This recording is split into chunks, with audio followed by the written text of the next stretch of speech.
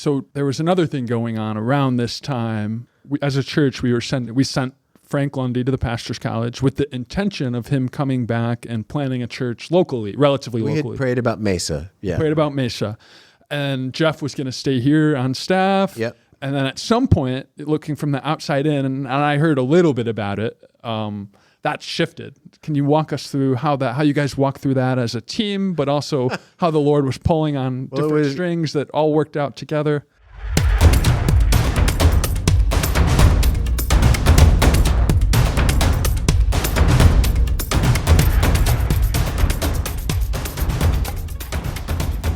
Hey everybody, we're going to be interviewing Jeff Palen, and we've got it in 3 parts. The first part is who he is, his background, how he got saved. The second part is his life and ministry here at Center Church. And the third part is his plans, hopes, and dreams for planting a church in Boise, Idaho. So if you're hearing one of the parts right now, stay tuned for the following week to hear your next part. Here's part 3. Well, it was funny because it was kind of concurrent, because Jeff and I are talking about what if you're called to plant. Mm-hmm. And I'm not pushing him. I'm saying you need to pray about this. This is a big deal. It's really hard. You need to pray about this. I don't even think we put it in the context. We didn't say about planting. Yeah, we just said preaching and teaching. It's just, this is clearly the way that you're made. Right. So what does that mean for us? Right. Preaching and teaching. What does that mean? We haven't asked that. We're still holding that sort of loosely, right? And so then we go to the pastor's conference, and Frank asked to meet with me, and he goes, man, the Lord's been doing something in my heart. And I go, what do you mean? Because I'm not talking to anybody. You thought he was going to drop out of ministry. No, I didn't think that. Frank, I did not think that. But I thought, something's going on. He actually says the Lord has been sort of working on him and saying, I feel like I want to be someone who counsels and disciples at our church. And I goes, I know that this is bad timing. I know that we had talked about planting. I know that, this is kind of a shift. And so what do you think? And I was like, well, that's interesting. How quickly did you I made the connection immediately. Yeah. But I didn't want to like step or say something out of turn. And Wisdom. so I held it back. And then we just we continued to talk about it as a team, because Jeff was processing this stuff, right? Yeah. And so it wasn't like he was, when I suggested it the first time. Oh yeah, I'll do that. It was not like that. He was. I mean, I probably reach out in October, like I'm seriously considering what this means. Mm-hmm.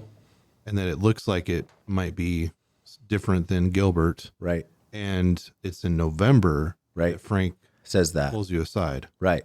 And so I didn't say anything about anything I was talking with Jeff. I haven't been talking. I wanted Jeff to be able to make the decision, but we would do it together, but not with pressure or any of that stuff, right? And I didn't breathe a word to Frank.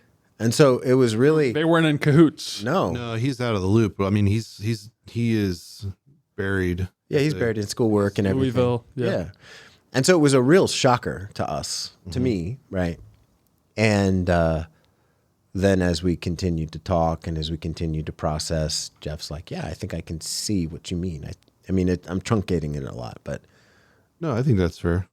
And then we start talking about planting and because Jeff can preach and teach and lead and so we're thinking, yeah, this is a good fit. So just to sum up some of it, Jeff stepped into the youth role, got to wear many hats in ministry, got to juggle multiple things. And whereas counseling and discipling might be a little bit more of like 1 or 2 lanes, whereas planning a church is multiple facets, lots of lanes, lots of things go into that. Leading a team, shepherding people, preaching and teaching on a regular basis. Primarily preaching and teaching and leading. That's what I mean. That's the main thing. Right. Yeah. So this, like you said, it's formidable in preparing you for that. And you just see the Lord's hand in that. And then all of a sudden you have this situation where one guy who feels called and he goes to the pastor's college, Frank Lundy. And at the same time, Frank realizes he feels called to counsel and disciple at his local church. And the Lord's starting to work in Jeff's heart through some of your suggestion, but also you're seeking his wisdom to plant. Well, to consider at least preaching and teaching, yeah. Preaching and teaching, which is the primary thing, what planting gifts is, that yeah, you would right. utilize in a church plant. That's right, yeah. So that kind of sums it up in a quick way. Yeah. Now we can kind of turn to what is happening in the next year. What do you want? What's the time? Let's start with the timeline, the location. Yeah, Lord willing. Boise Metro. Lord willing, we're looking at next summer. So that would be the summer of 2025. Now we serve a sovereign God. Mm-hmm. Things might change. We don't. We hope saw that not. already. Yeah, there's things that happen, and we don't. We hope that's. I mean, we hope that doesn't happen. But that's what we've been aiming at, and we've been. I mean, obviously, if you've been around, you've heard us saying, "Hey, please be praying about this. Please be praying about this." We talked about this. We've been just talking about it a lot. We've had 2 different interest meetings. So when we start to think about preaching and teaching for Jeff, then we start talking about planting, and Greater Boise's on your heart. Yes? Yeah, that's right. For no real reason that we could really put our finger on. Yeah. Yeah. That's what I was going to ask. Yeah, we outside of my Barb's got a cousin that moved there about 6 or so years ago, but like we hadn't even put foot on the ground or anything, didn't know anything about it. So really we're unsure why that was sprouting. Okay. Which, if someone is my philosophy on planting, and we've planted 3 churches on purpose. This will be our 4th, and it's hard enough to plant a church. When it comes to the location, my philosophy is, man, that location needs to be on your heart. It needs to be something that you think, man, this is where I feel like God has called me to live and minister and die and be buried. Yeah. And so that's how I've thought about it. Yeah. And that's where Jeff has done an outstanding job getting to know Boise, Greater Boise. Yeah. And so he has tons of information on why and what the landscape's like. Yeah. Which I really want people to hear about. Yes. Definitely. I want to dive into that, but just before the information specifically, for those that are curious, you mentioned the location. Like, it's hard to put your finger on the exact reason you joined that location, or you decided on that location, or the Lord put that location on your heart.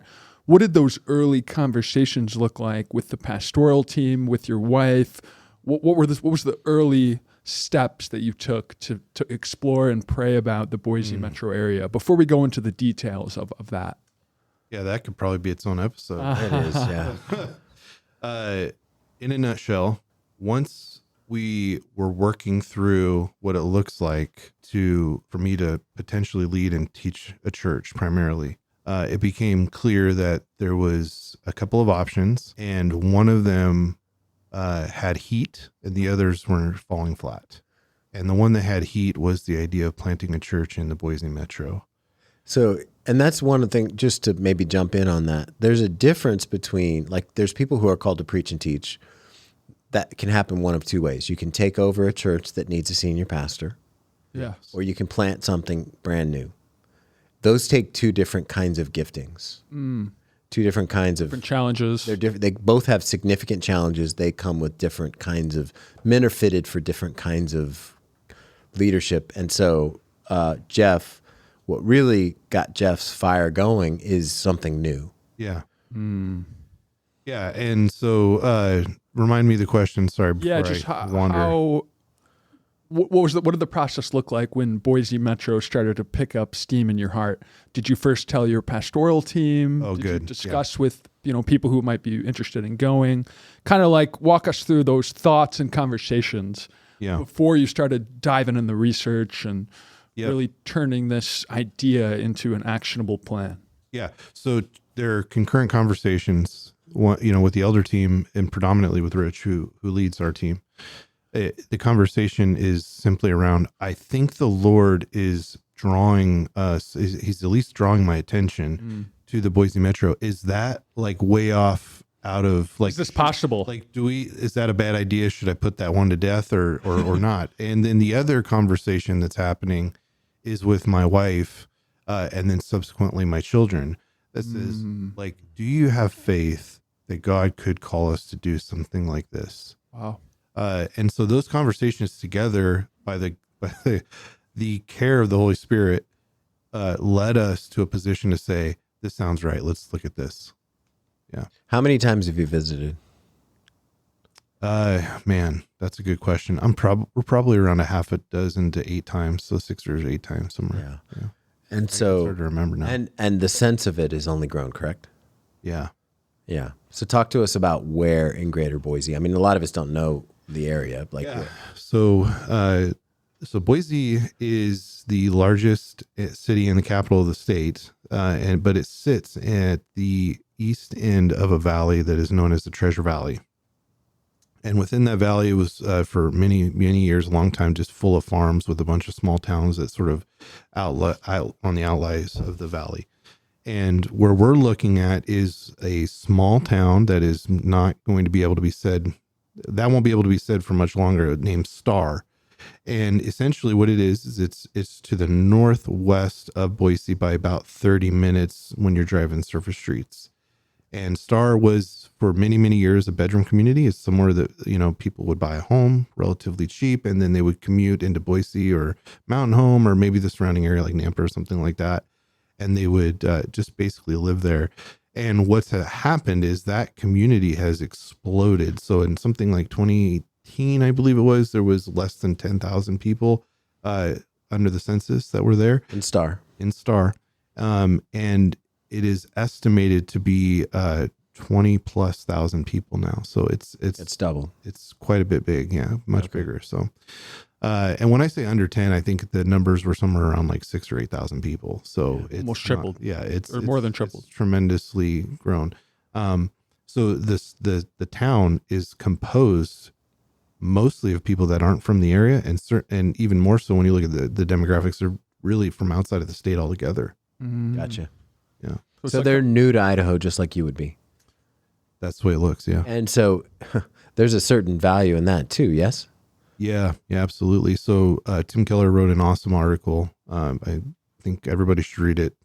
Essentially, he says that when you think about planting a church, one of the most valuable things that a church plant brings to an area is it serves better than anybody people that are new to the area as well. Exactly. Mm. Because they're more like somebody who's there for years Yeah. is less likely to shop at a different store, less likely to pull their kids to go to a different school, Yeah. less likely to change their habits. Yep. But someone who's new looking for a church Yeah. and all those other things, there's an opportunity there that is, you're not breaking into a demographic that's sort of walled off. Yes. Yeah. And you share the similarity of we're looking for people that we don't know. Right. Yeah. Because so many people don't know people. Yep. We'll do our best to link that article if you're curious by Tim Keller. Yeah. Yeah. Jeff can get that. Yep. Okay. So, give me maybe a picture of Boise in general. So we're all living here in Phoenix, and Gilbert is connected to Phoenix, but in a sense, right? So it used to be that there was space, desert between Gilbert and Chandler and Gilbert and Mesa and Gilbert and Tempe, or, all that area. Yeah. Is there still space between some of the cities in Boise? Like today, we're all grown together. Is it are they all grown together like that? Yeah. So it's going that direction. But it's not there yet. It's not there yet, though. So when I moved to the Phoenix Metro in 2005, that was, you didn't have to go very far to be the furthest east, Right. in regards to where you were living or shopping or anything like that. Now you can drive pretty long ways East, and south for sure. You're in a contiguous, you don't know where Gilbert stops and Queen Creek starts and so on and so forth. What I'm seeing right now in the Boise Metro, to me, resembles very much what I moved to in Phoenix in 2005, where essentially you have a massive amount of people that are coming there for one reason or another, looking to start a life or retire or something like that. And what they're doing is they're just blowing the area up, essentially. And it very much resembles Phoenix Metro 20 years ago. Okay. Excellent. So for those of you that don't know, Gilbert today is over 250,000 people, but 25 years ago, it was a farming community. Yeah, much smaller than that. Much smaller. And so would you say, we can't project into the future, but that's what Star looks like it would be down the road, yes? Yeah, it's definitely taking a move in that direction. So I've had the fortunate benefit of being able to speak to some people that think about these things, and they're seeing that the metro area is growing tremendously, and these towns are merging into each other, and they're starting to lose the ability to even be called townships in some cases, or villages or whatever. And so it's at the point now, there's many news articles. There's been a lot of reporting over the fact that like city councils in these townships the growth is much more than what they're prepared to handle. And in a state like Idaho, where there's very low property tax and that sort of thing, it's like they can't keep up with the infrastructure simply because there's just more growth than what they can handle. So yeah. So now tell me this. One of the perceptions people might have about Idaho is it's a red state where there's probably a lot of churches. Yeah. And so why are we going there? That's a good question. I think that what really helped me to get my head around that is the fact that Arizona was a red state at one point. We would look at the state of Arizona. We would say that is an immovable, demographic. They're always going to be on the conservative side. They're always going to be the sort of Western cowboys, the Southwest, and all that. And we've seen that that's changed tremendously over the last 20 years, to where it's considered a battleground state, essentially. Yeah. Politics aside. Yeah, because politics and church don't always go hand in hand. Yeah, and I think the story there is to say that that things change. Yeah.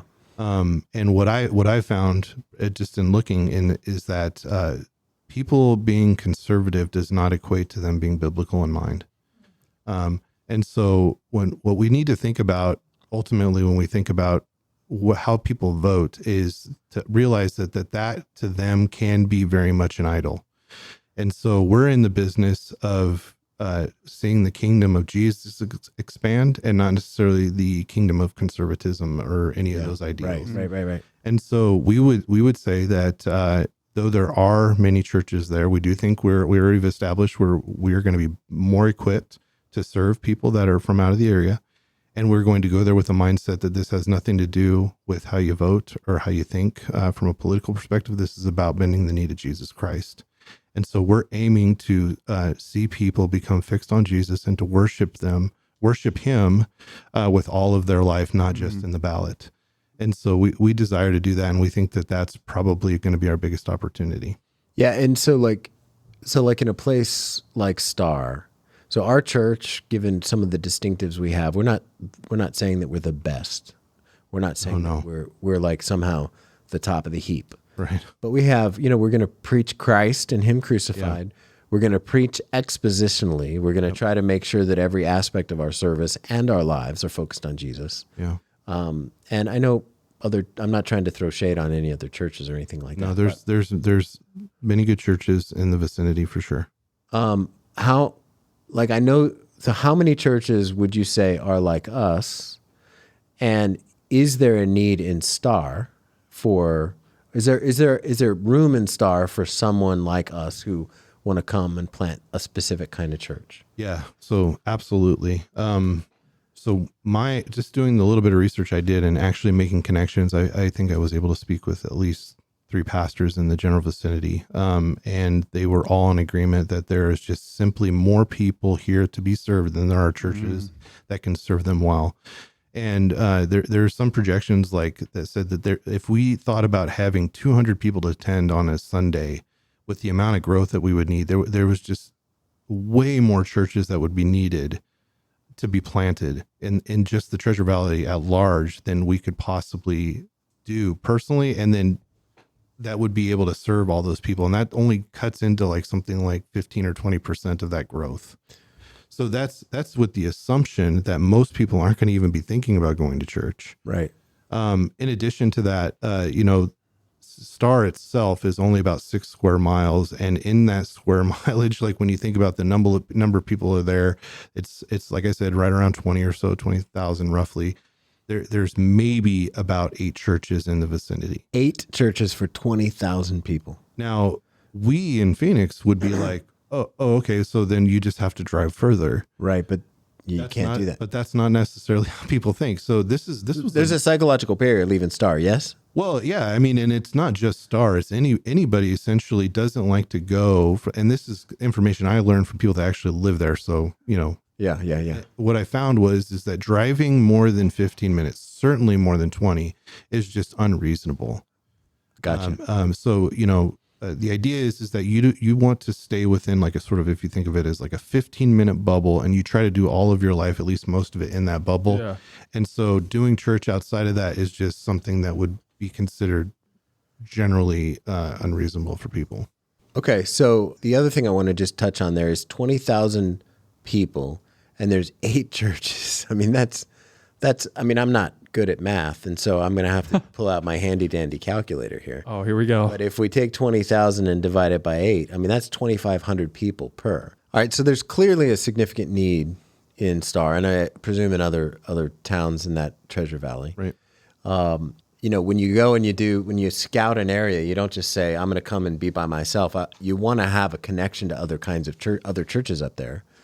What's been your experience there? Yeah.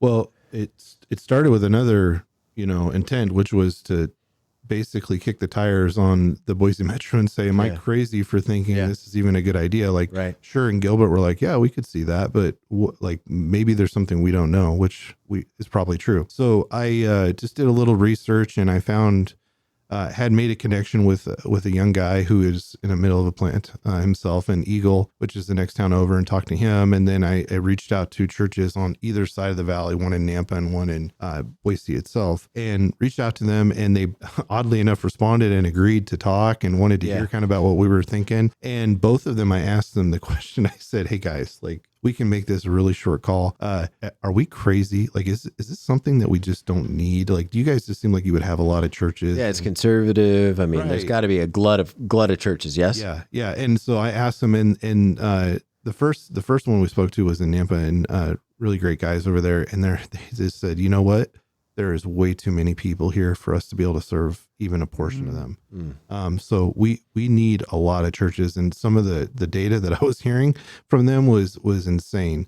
And then I got connected probably like a month later with a church that caught my eye, the Table Rock Church there in Boise, right by the Boise State University. And they were very, very good to be cautious and say, hey, who is this guy that's like sort of cold calling us? Right. Wants to have all these conversations with us and this and that. And so they talked to me for a bit, and then we eventually had a call. And what I found was the same thing. Said, hey, does this make sense to you guys? Like, is this a bad idea? We don't want to bark up the wrong tree.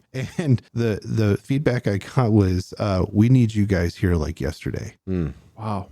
And what do you mean? What are you talking about? And what the expression was essentially is that people are responding to the gospel, and there's simply just not enough people to take the gospel and preach it. It's that simple. There's not enough churches for people to go to. Exactly. And so there's all these different dynamics, and each sort of town is its own sort of isolated culture, and there's a need in each one of them that's different than the other. So the guys in Boise would sort of specialize in serving Boise, but wouldn't maybe be as equipped to go and serve Star, is kind of the way they would think about it. In fact, it's funny because even though it's only 30 minutes away, when you ask them, they'd be like, well, I don't know anything about Star. Yeah. And the guys in Nampa would say, you need to realize that Star is not the same thing as Boise, and it's certainly not the same thing as Nampa. Right. And so just received massive encouragement from the folks that we talked to, and they all expressed something very similar, which is we absolutely need more churches. And we absolutely need more churches that want to glorify Jesus, preach the gospel, and speak scripture to people and show them that this is our authority. The word of God is our authority, and not a number of other things that the world presents to them. So excellent. That's good. So like if you were to encapsulate, what do you want to take up to Star? So you plant the church, you get up there in the spring, you have public meetings. What do you want the experience of the person who is in Star right now? Yeah. What do you want them to experience in 12, 15, 18, 20 months when they walk in the doors? Yeah, as I expressed when I first walked into Sovereign Grace Church in Gilbert, and I was weighed heavily down by just the awe of the way that the church cared for each other, that the love of the congregation for each other was just very evident, and their admiration for the word preached and their passion for the Lord Jesus. It was very unique in my experience. I was a young man at that time, maybe younger man, but I had seen in a number of places that was different, and it was unique here in a lot of different ways that we could talk about maybe in another time. But what was clear to me is that I was just overwhelmed across the board with a passion for Jesus Christ and to see him glorified in all things and to conquer all of our life and transform us in all ways. And my desire is to simply take and to see that same kind of experience, if you will, take that same message, that same community to a place like Star where it may not be. And as far as I can tell, I want that to be us. So you want to replicate your experience here for other people in Star. Yeah. Excellent. That's outstanding. There's a lot of logistics, right? So here locally, you've stepped away from leading youth ministry. Mm-hmm. And, we're not doing the core studies in the same way right now. And you're focusing your time, really energy and attention on the team that's been identified here, right? And so what does that look like? Yeah, so including my family, there are five families that have sort of hitched their wagon to this mission of planting in Star. So we meet every week, and we've been meeting all year, and we met periodically sort of in batches before that. So now we're officially a small group here at Center Church Gilbert. Yes, what day? On Sundays at 1:00. There we go. Yeah. And so just about 10 minutes from the church campus. So if you want to come check it out, you can. And we actually have at least one, if not two or three families that do pop in with us that don't have intentions of going, but they want to be a part of this team being built. If someone is interested in maybe asking you questions, what's your vision, what's your purpose, like they're inquiring about whether or not they should go on this church plant, how should they go about asking those questions? Yeah. So there's, obviously on Sundays, I'm happy to talk with people. But if you, for whatever reason, can't connect with me, you can always email me at jeff@centergilbert.com. And I generally respond to those relatively quickly. If we connect in person, I'm happy to give you a number and set up a time to meet with you as well. I even have a meeting scheduler that you can jump on if you want to get some time to sit down. That's attached to my email. So there's some really good ways. And then really honestly, you could also just go up to any of the elders and they'd be able to help you out and point you in my direction if that's what's needed, and happy to talk about it. Yeah. Yeah. Excellent. And then as you think about moving forward and getting, moving and transitioning and all that stuff, getting out there will be a time that you guys are on the ground, not necessarily having public meetings yet, right? I mean, that's probably how it's going to go. Have you given thought to that? Yeah. So under a couple of different folks giving us some really good, helpful guidance and input, we determined that the best way for us to make this transition is we are planning to tentatively start leaving as some of us will be moving up as soon as this winter. So around December, and then we'll really have a major movement to move probably next spring. So around May or June. And we'll all start to make our move up there. And as that's happening, as people are starting to transition from Phoenix to the Boise Metro, we're going to take a period of what we think is going to look something like possibly 9 to 10 months roughly to just get our feet on the ground, learn the area, get into our homes, get settled, really start to meet our neighbors. And worship together with one of these churches, actually the church in Boise that we mentioned earlier, Table Rock, and just learn from other believers, learn from Table Rock, learn from being around these people and doing life with them, and then hit the ground running probably somewhere right around Easter of 2026. So you'll probably go to church at Table Rock on Sundays and have small group during the week each week. Yeah. As you guys build your identity and your team, yes? Exactly, yeah. Yeah, so we'll use that period of time to essentially, like you said, build our identity, have them, everybody will be on the same page as far as what culture is and what we are as a church, what that looks like, as well as taking input from churches that want to be a part of it, that are local and that have already expressed a desire to partner in some way. That'll also give time for people that we've heard that there is some interest outside of Phoenix within the denomination. And so give them some time to come over. And then really that time is going to be used to establish a meeting place. That time is going to be used for me to frankly get a very large head start on a preaching series. And to prep for that. And then for us to really decide what ways we're going to deploy in Star, and think about that. Yeah, and so one of the things that I think is important for all of us at Center Church to recognize is, this is happening not just as something that's a preoccupation of Jeff and Barb, but it's something that the Lord has called us as a church all to participate in, right? And so you might not be planning on going, which is fine. I would encourage all of us to pray about it. But you might not be planning on going, but you're still a participant nonetheless. Even if you don't move from the AZ to the ID, you have a part to play in this. It's not just something that is happening and other people are, it's happening over there and I'll just let them do their thing and I'll do my thing. No, there's ways that you need to participate. This is a significant thing that we're doing here and you need to participate. One of the primary ways is to pray. Yeah. We need to be praying for the team. We need to be praying for the Palens. We need to be praying for all of these transitional things, all these transitional moves, all the transition that happens. Transitions are hard. It's not easy to uproot your life, to try to find a new job, all those kinds of things. And so this is something that is something we're all doing. And that's going to be really important for us to realize. And so feel free to, as people who are a part of the church plant, the prospective folks that are going, which are 10 adults. How many kids do you know? Well, that's a good question. Probably 6 right now. Some of them will be adults by the time we do this, though. Okay, so we're looking at 16 people right now. Yep. These, as you interact with these people, you can say, hey, what can we be praying for? What's something that we can carry in our hearts to pray for you guys? What are some needs, right? Yeah.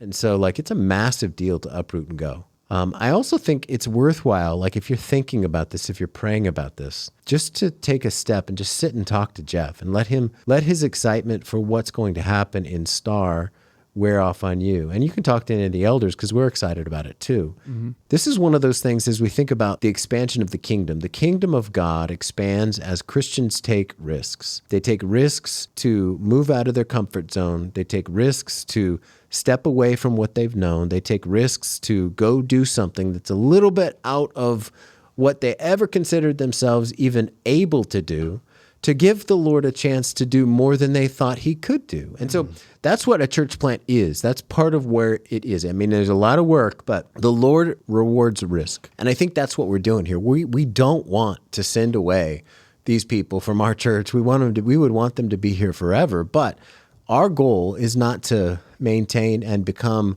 comfortable exiles. We're ambassadors for Christ. And our goal is to set up another embassy in another place. Obviously, there's other embassies for the kingdom. There's other outposts of heaven up in the Boise area. But we want to do our part to be able to sacrifice so that we might be able to send people that we love up there to meet other people that we would love if we meet them, and to also share the gospel so that people can be saved, right? And so I really would encourage you to consider this as a real option, even if as you think about it, you think, man, there's all these impossible things that would lay in front of that decision that I just don't think I can do. Okay, we'll pray about it and talk to Jeff and talk to one of the elders. And if you still don't feel like that's the thing, that's fine. There's no pressure. We're not trying to push people out the door, but pray, put them on your prayer list and ask the Lord to bless them and keep them. And there'll be other opportunities. We want to give and be generous so that they can go up there with, as generously, whatever financial resources we can to send them up there so that they can have the best chance of success up there. One of the other things that Jeff and I have talked about, we're not just going to send them up and go, okay, see ya.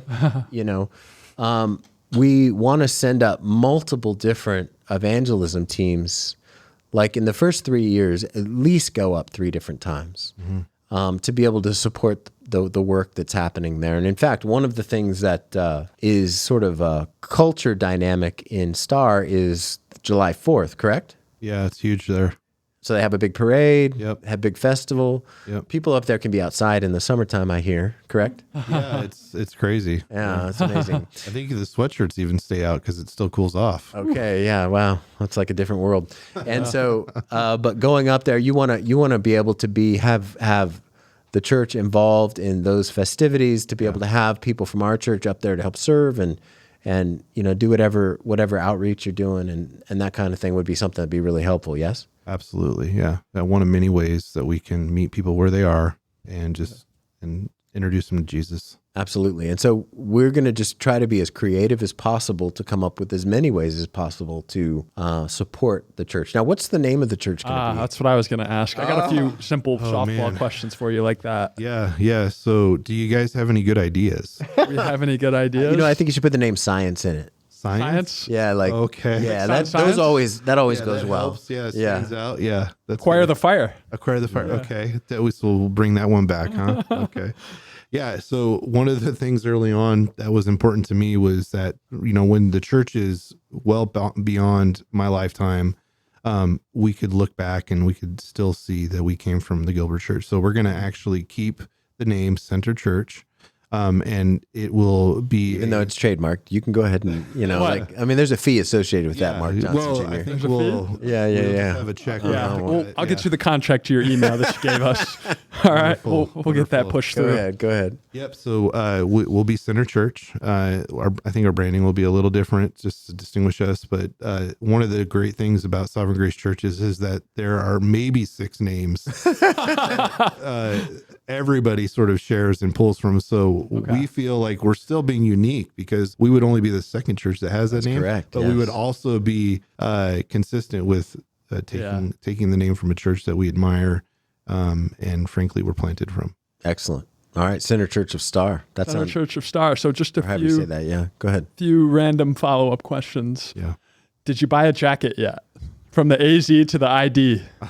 Yes. So my favorite story about buying jackets is one of the guys that's going with us. I think for about 2 weeks, went to Shields probably 2 or 3 times and he probably has bought like 2 or 3 jackets. Oh, wow. I heard that place is expensive too. Well, it might have been a good time of year at work. Who knows? Yeah. But we definitely have got some cold weather gear for sure. Excellent. Jeff already did give his email, jeff@centergilbert.com. He's a very approachable guy. I know we painted him as an intimidating beard growing. No one painted him. I did that. Yeah, Sorry. I'll you take did that. Like responsibility. But I can promise your you that tomfoolery. Anyway, go ahead. I can promise you that he will respond graciously and give you all the information that you need. So don't hesitate to reach out to him there. I just have one more semi-important question. Have you tried their potatoes yet? Oh, absolutely. They're known for potatoes. Yeah. Have you had them? Absolutely. Okay. Yeah. All right. Yeah, there's a great little chain there called the Boise Fry Company. And All right. they do a bunch of different variations French of fries. French fries. And Okay. it's wonderful. Yeah. Okay, great. That's I think that's all I got. Is there anything you would like to share? because we need to just talk about. I think one of the things we need to talk about is like regions within Sovereign Grace. Gosh. Yeah. And so like our region, our church is in the Western region, which has 8 churches, I believe. Yes. You're gonna jump regions. Yep. They call it Ooh. the Bigfoot region. Yes. Ooh. Yeah, there's a few names I've heard, and that's one of many. It's kind of the most gerrymandered region Yeah. in Sovereign Grace, and it's big. It's big. I mean, it has Kansas City. Yep. So it has- serves Oregon, which we have the Roseburg Church in Oregon. Yep. And then the next closest church to that is in Bozeman, Montana. Yep. And then you have Kansas City, which is, I think the church is actually on the Kansas side. Yeah. And then there's Nebraska. Hastings, Nebraska. Yep. And then we have Minneapolis. 2 in There's Minneapolis. 2 in Right? the Minneapolis area. And then we have Sioux Falls, South Dakota. Yep. And I feel like I'm missing one. I think you got them all. Close. Yeah. And so it's really spread out. They call it the Bigfoot region. Yeah. They call it the Midwest Northwest region. Northwest. I've heard Louisiana Purchase. Yeah, there's a bunch of regional. So you would be another church in that region. And so, I mean, obviously we're planting this church within the oversight direction under the auspices of Sovereign Grace Ministries. And so, like, what remains to be done there? Yeah. So we're at a point right now where essentially we have some documentation to get together that essentially formalizes who we are as a church when we go to plant. Once that is put together, then we go to the church plant committee in the region, and they'll essentially put it to a vote to the elders of the region. Once they vote to affirm, then the Sovereign Grace at large will recognize it as a official church plant project. And essentially from there, all the resources are unlocked and we are locked and loaded, and it's just a matter of getting it done. Yeah. And so right now, as Jeff and I interact with the regional leader of the Bigfoot region, we have green lights. We're trying to take our lead from them. I mean, it's not, we don't want to sort of thrust our timing upon them. He's said, hey, have the interest meetings put together. Jeff's talking about the prospectus. Jeff's getting to know the elders in the region. I've talked to the church plant committee chair, and they're excited about this. There's no hesitancy from anybody that we're aware of. That whole region's excited about what the Lord would do through Jeff and the church plant team from here in Boise. And so while a vote remains to be taken, all the signs are like, this is... Yeah, and to be fair, that's almost always the last step. Yeah. So it's not like we're... Nothing out of the ordinary. Right, exactly. And it can sound maybe a little weird to say it that way, but... Yeah, that's right, though. I think that's right. That's right. So our hope for you is that all of that goes extremely well and that all the boxes are checked and the Lord just really blesses your transfer and transition into the Boise metro area, specifically Star. And knowing that we're planning a church, I hope that we get to see the day when your church plants a church. Oh, man. You're here. Look forward to that. Here. That's right. And just to plug one more thing, we did a full episode on why we plant churches, because I love that we're a denomination and a church that plant churches. Our goal is to fulfill the Great Commission in any way we can. And this is one of our efforts of many. So if you're more interested in that, that's episode 41. Is there any last closing things that you guys have for someone who's thinking about going, who wants to know how they can help? Yeah. Anything like that? Any last minute thoughts? Yeah, I would just thank everyone for even praying for us and considering something like going. I would just push you, if I could, to just say, if you're able to go, then ask the Lord to show you how that can happen and help you with any reasons why you wouldn't want to or may not be inclined to. And if you don't feel like you can go, but you would desire to, that you would ask him to remove any obstacles that would keep you from doing that. Hopefully I can hear from you soon if that's the case and you fall in any of those categories. Yeah. And you know what? I guess I would say, please be praying. Please be considering. Just because there are 10 adults that have committed to go at this point, that doesn't mean they're not welcoming more. And if you're from another area of town that's not here, if you're not in, if you're not in another part of Sovereign Grace or, you're not a part of our church, you're more than welcome to reach out to Jeff as well. And you've had a thought or a hope or a desire to be able to, or be a part of a church plant in the Boise area. Reach out to Jeff, just start a conversation. His email is jeff@senatorgilbert.com. You can reach out to me. Mine is rich@senatorgilbert.com, and I'd be glad to talk to you as well. But we really are excited that the Lord has given us the opportunity to be able to do this. Mm-hmm. And it's not something that we take for granted. It's not something that is rote. We're not in the church business, quote unquote, to sort of be professionals or to be, just kind of do our job, go home. I mean, we're throwing our lives into the mission and vision of God in our day, right? And so this is one of the ways that we look to do that. So I would encourage all of us, it's not just because we're in ministry that we do this. Christians are called to do this. Right. And so as a Christian, you can do that as well by, maybe you're not called to go to Boise. Throw your life into your church, whether it's here at Senator Gilbert or anywhere else. And maybe leave room in your heart just to pray, hey, maybe I'm supposed to go. Maybe I'm supposed to be able to accompany that team and be a part of that plant up there. So if you want to reach out to Jeff, again, it's jeff@senatorgilbert.com and rich@senatorgilbert.com. And we'd love to be able to engage and talk. So there we are. Our first interview comes to a close. Thank you so much for joining us, Jeff. We really appreciate it. And we'd love to see what you're doing and the way that the Lord's working through you and hopefully as well in Star, Idaho. Amen.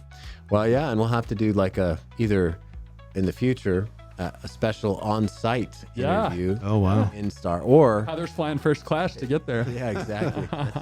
Heather only rolls first class. Behind the glass. Exactly.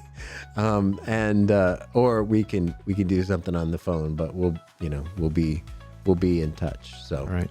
Looking forward to it, guys. Thanks, everybody. Thanks for listening. Thanks for tuning in to the Fixed on Jesus podcast. We'll see you later. Later.